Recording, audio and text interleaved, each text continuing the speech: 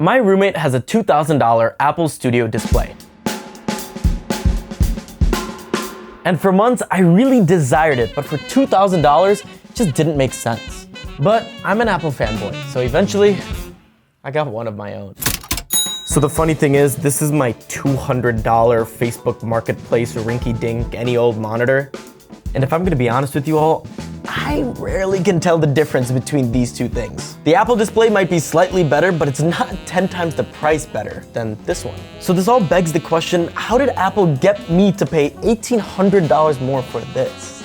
This phenomenon to getting mind-tricked to pay more just because there's a logo attached to something isn't just a me problem. It's a you problem as well. You choose to buy Tylenol for 5 times the price even though the generic store brand one has the same active ingredients. You choose to buy Fiji water for 30% more than your regular Poland spring water. And you choose to spend a lot more for the simple Nike logo on your socks instead of just getting generic white socks at the dollar store, all because they just stitched in the swoosh. These brands are iconic, but what makes them iconic scientifically?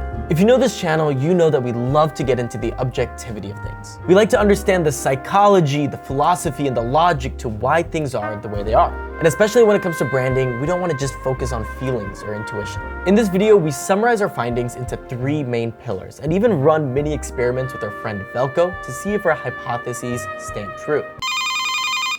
What do you got for me? You got something special for me? You got your bare feet for me, huh? Good. Oh boy. Good. Orange juice is out. You know I like orange juice. Cupcakes? What is it, my birthday? What's going on here? I unfortunately can't tell you anything right now Okay. of what is about to come. Just know that I'm excited that you're the chosen one.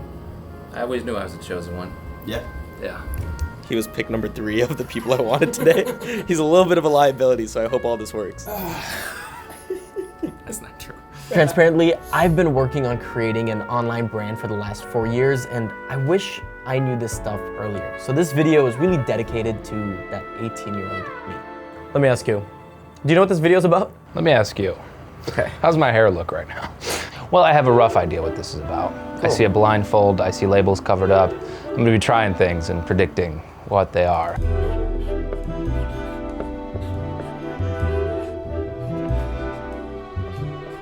So before we get into the 3 pillars of what makes a great brand, we first need to understand what is branding and why it matters. The easiest way for me to understand branding is that it's a signal to make someone change their behavior. And one way I can explain that is through cows.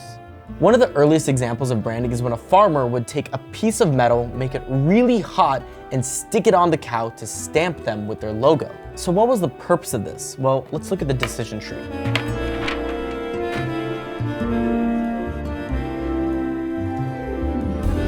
The first simulation is if you find a cow that is completely unbranded. If that's the case, there's 3 potential situations that's gonna happen.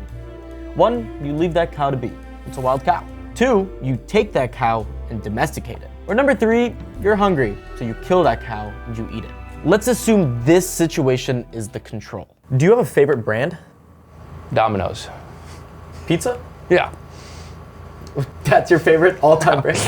I think I wear a lot of Nike, Nike? but I don't know if I'd say they're my favorite brand. What about Nike do you like? That's why I wouldn't say they're my favorite brand. Okay. I knew there was a follow-up coming and I can't tell you why I like them. A second simulation of you encountering a cow is if you see it, but it's branded, but you don't really recognize the brand. If that's the case, even though it's the same cow, you're most likely doing only 2 things, assuming you're an ethical person. You're not gonna take and steal the cow and domesticate it as your own, and you're probably not going to eat the cow and kill it. Either you're gonna leave it be, or you assume the cow is lost and you help find its owner. Okay, if you had to explain to me why you have this affiliation to Nike. I don't. Legally speaking, I don't. Okay. I actually have exclusivity with Puma as of right now, so. Okay, maybe affiliation is the wrong word. Your Affinity. Affinity, that was the word. Yeah. Your affinity towards Nike. Legally speaking, Puma. And the final simulation is you find a cow that's branded and you recognize it. In this case, again, assuming you're an ethical person, you're only gonna do one thing, and that's to return it to its owner.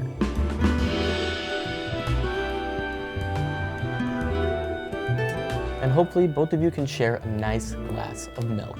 It's the same cow in every single situation, but just because of how it's branded, it's changing the way you're gonna behave. It's gonna change your options of what you do. And the reason all of this matters is because if you can learn how to positively brand, you can influence the way people behave around you and your mission. And in the context of business, that means making more money. I think Apple's probably my favorite brand.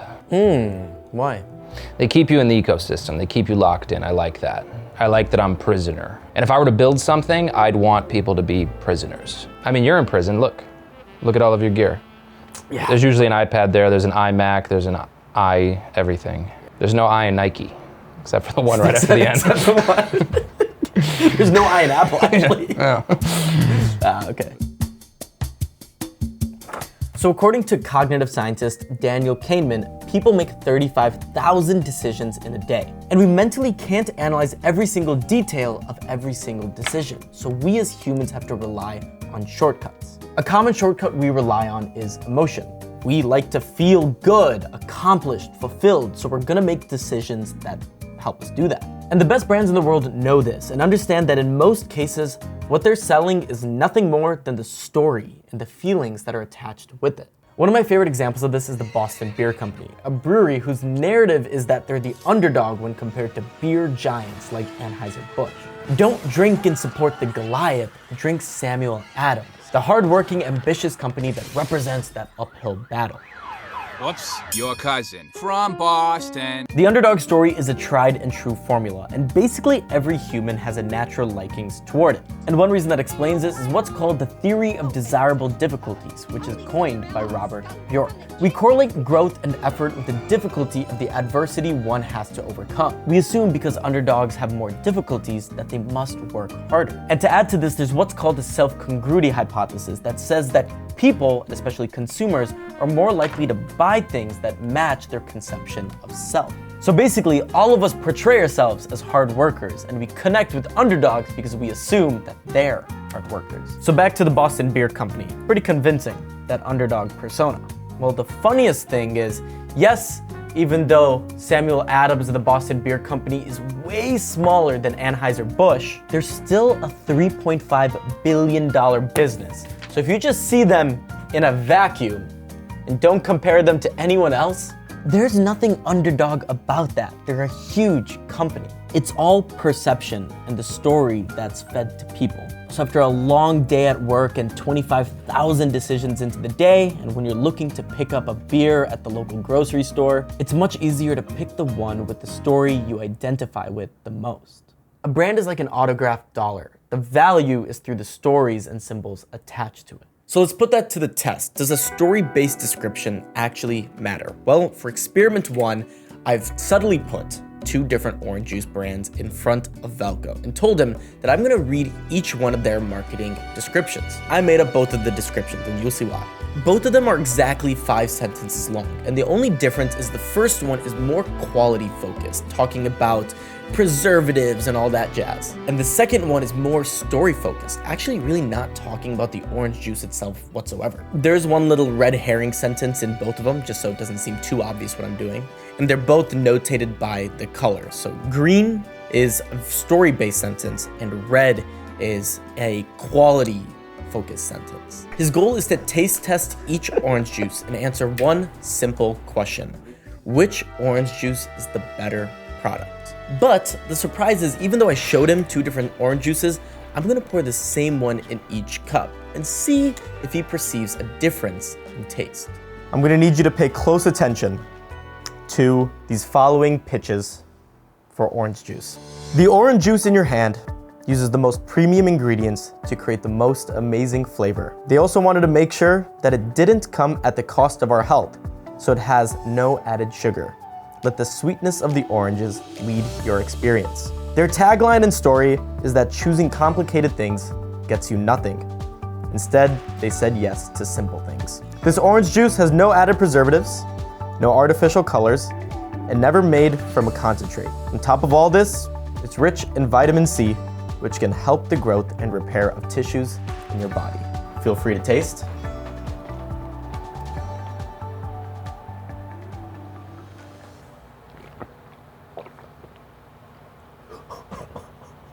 Okay, Didn't expect that.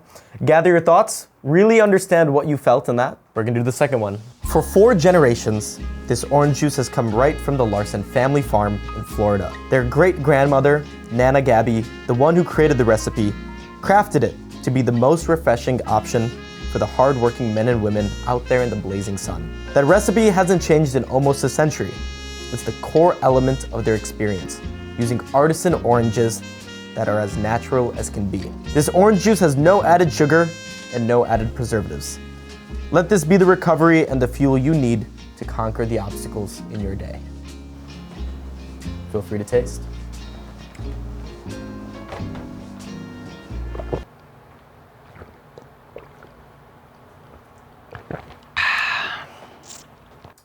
All right, walk me through the feelings of each, starting with the first one.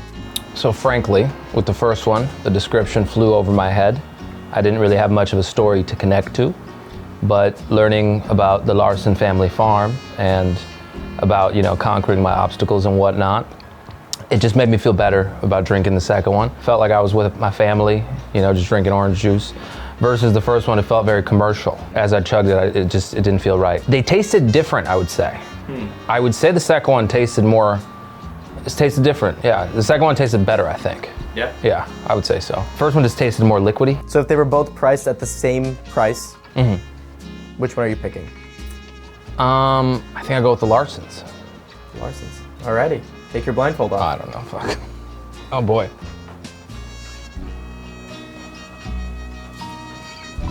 They were both the same orange juice. I figured. But Are they really the same orange juice? as in, I didn't pour any of the second one. Oh, interesting. Yeah. Damn, so you put 2 of them in front of me just to fool me. Beyond creating a good story, brands have to make that story stick and remind customers of it often. Okay, let's go back to the Apple Studio display. I was in the market for a second monitor, and I wanted a decent one. So I was looking at a bunch of monitors that boasted all sorts of great specs. But the moment I saw this logo on this monitor, I immediately am reminded of the significant role this company has played through my life since I was basically in middle school. I remember my uncle getting the iPhone 3GS and me wanting an iPhone and getting that first iPhone, and ever since I have an Apple Watch, I have an iPad, I have everything. This monitor immediately became a sparkle in my eye. And really, it's all just due to the fact that, to me, Apple represents quality, seamlessness, creative freedom. This concept can be explained through the mere exposure effect. Repeatedly presented stimuli are effectively evaluated more positively than novel stimuli. Basically, humans have a tendency to like something more the more familiar we are with it. This all ties back to a really important word when it comes to branding, and that's association. Again, think about the shortcuts we must take every day, especially when we're using our hard-earned dollar to buy something. We want to make sure that it's going to be quality. We want to make sure that it's worth it. No one wants to gamble on important things. So when it comes to me buying this and spending hundreds, if not thousands of dollars on a monitor, I paid the premium for something that's felt safe all my life.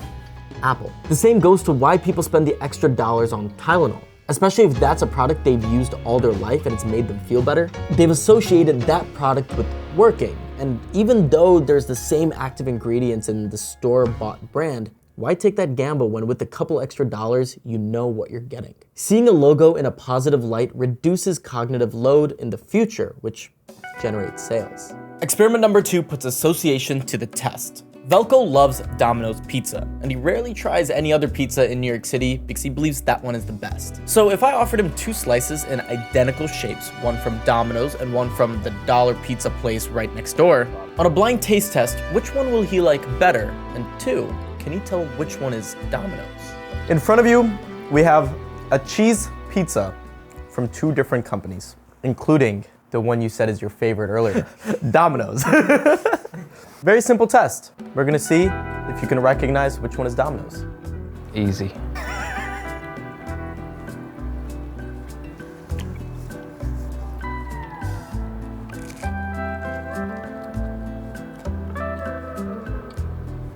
Let me ask you before you answer, what was the better slice? Let me try this again.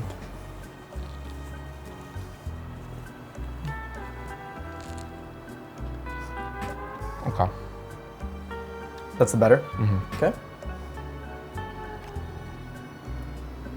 And which one is Domino's? Are they both the same fucking pizza? Take your blindfold off. I'm gonna shoot Ken if they're both the same pizza. You picked the dollar slice pizza from across the street. I figured. You guys did the thin crust from Domino's. No, just hand tossed. Are you sure? Yeah. Is this it? Yeah. Oh, what a scam. This is significantly better. Yeah. Is this gonna change which one you buy in further situations? No, Actually? I don't think so. Why not? Wow. I don't even know where Dollar Pizza is. What if I gave you the Google Maps? I wouldn't feel comfortable with that. Are you serious? I think so. I mean, I really thought this was it.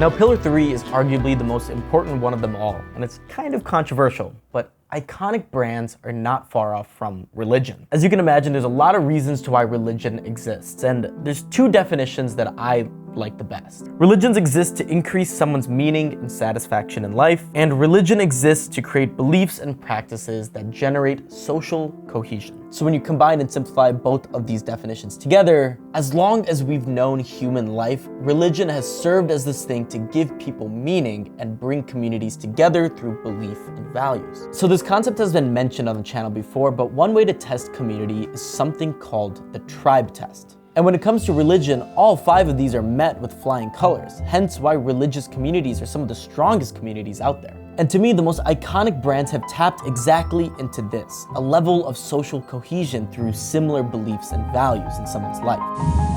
Today we celebrate the first glorious anniversary of the information flow. On January 24th, Apple Computer will introduce Macintosh. Humans are inherently a social creature, and the desire to be in a community is special, especially when it stands for something greater than themselves. People will often look to others when they lack sufficient information to make decisions, just like how individuals look to their religious communities for guidance and affirmation. By making consumers feel valued, connected, and part of an exclusive group, brands can achieve a level of loyalty and devotion.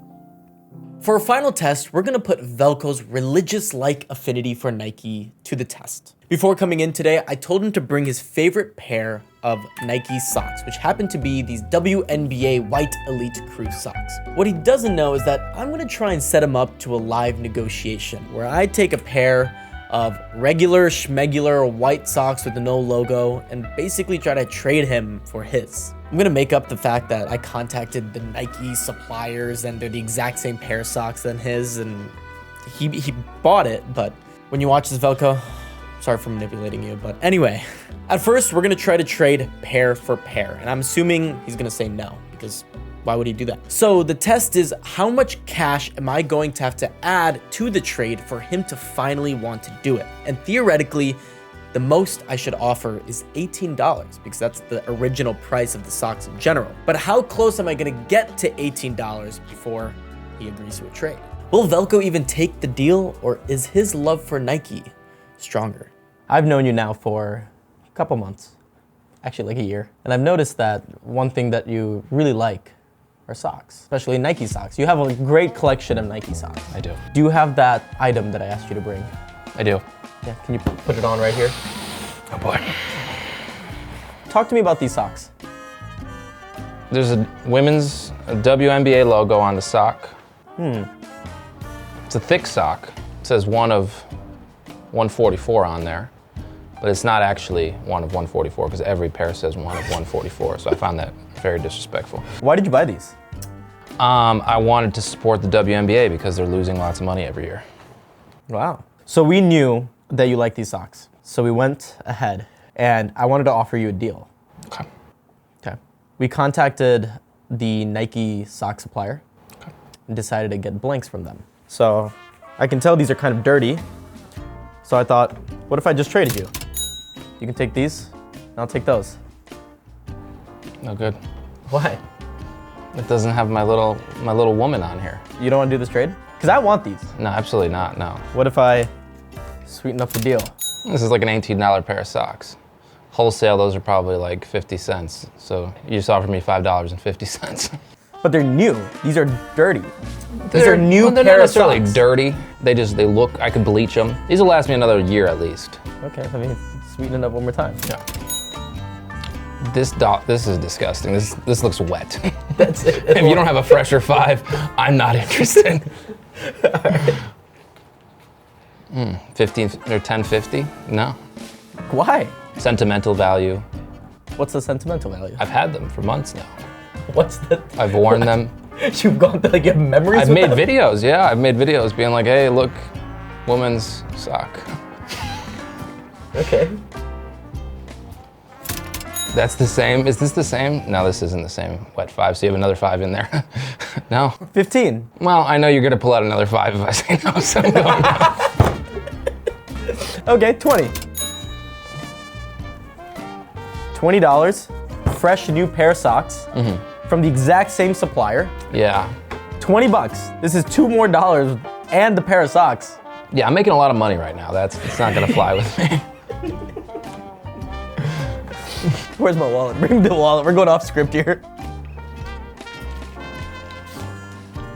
No, I need US currency. I see 100 right there. Put that on the table, and I can walk. That's crazy. $21. That's crazy. You're out of your mind. I'm not giving you $100. What amount of money do you think it would take for us to trade right now? At least $121. So in this fact, it's the WNBA logo over the Nike logo? I mean, it's got both, and it's got this little tag here, this one of 144. So it's an orange tag. Interesting. It's a little bit of flavor. You can keep your little fucking Temu socks. Chances are those are made in the same factory as Temu. I hope so. Throw in another $1. You don't have to do a fresh 5, just throw in the other $1. What are you gonna do with $1? Get a slice of pizza, the better pizza. That's true. Put that $1 down. No, I can't. This is it. Well, No? No go? Good doing business with me.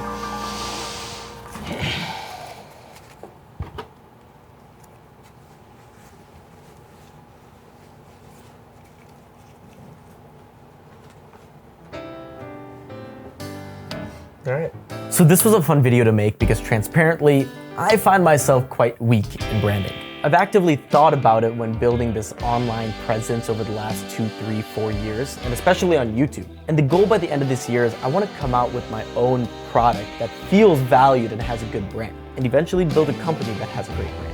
To give some insider baseball of how we're personally thinking about branding ourselves, an exercise that we're currently trying to do is, if you as the viewer see 10 of our YouTube thumbnails, will you be able to understand what our brand is within seconds? Right now, if you look, our brand is kind of all over the place, but hopefully with the next couple of uploads, you'd really be able to understand that. The questions I'm asking is, as a viewer, what are you associating your experience watching our videos to be with? What do you expect from our documentaries? It's something I'm learning in real time and hope to keep you all updated. Anyway, if you found this mini doc valuable, a like and subscribe would mean the world.